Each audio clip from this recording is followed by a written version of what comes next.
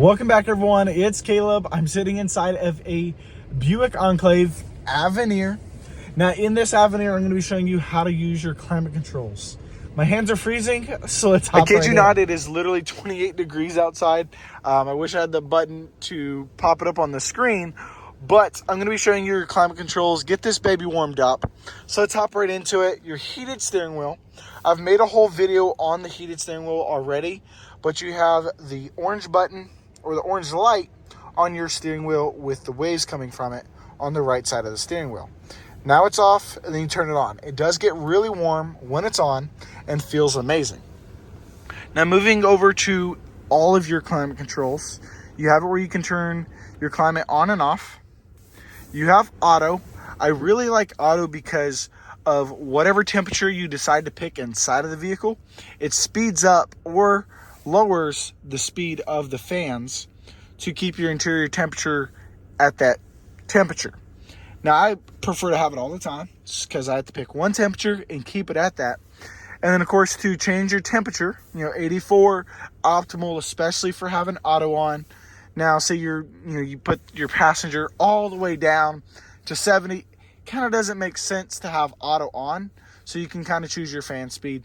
But it could make sense, just depends on how you like that cabin temperature. Now, to change your fan speed, you can go up or down on this middle button here. I'm going to turn auto back on because I like it. Then you have your max defrost. You push that down for the front and then max defrost for the rear. Now, because this is an Avenir, of course, your AC button is right here, turning that on or off. Keeping auto on limits you from having to even press it. You have heated and ventilated seats, so you can choose those different options. Heated seat because it's freezing outside, but then you can even choose your temperature from the screen if you want, and you can even click sync, and I've synced it with the rear, which we'll get to because this is a 3-row SUV. Now you have auto. You can change the different directions. You can change your fan speed as well.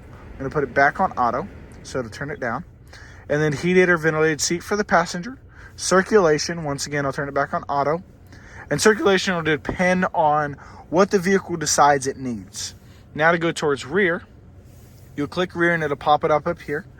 You can lock it so that the passengers can't mess with it. You can turn on auto back there as well, but you can change the temperature. So it's tri-climate control, and you can choose the fan speed as well for the back and the direction, however you decide. Going to turn on auto and sync, and it's perfect. Everything same temperature overall, and you can actually move between the front and the rear as you please. However, you still have the physical key buttons if you like. A little bit in depth there, but in the Enclave, it has the most options possible. Also the Acadia as well for your climate control. I do hope this was helpful, as it can get a little bit tricky, but I want to say thank y'all again for watching. I hope you're having a wonderful day. I'll see y'all on the next one.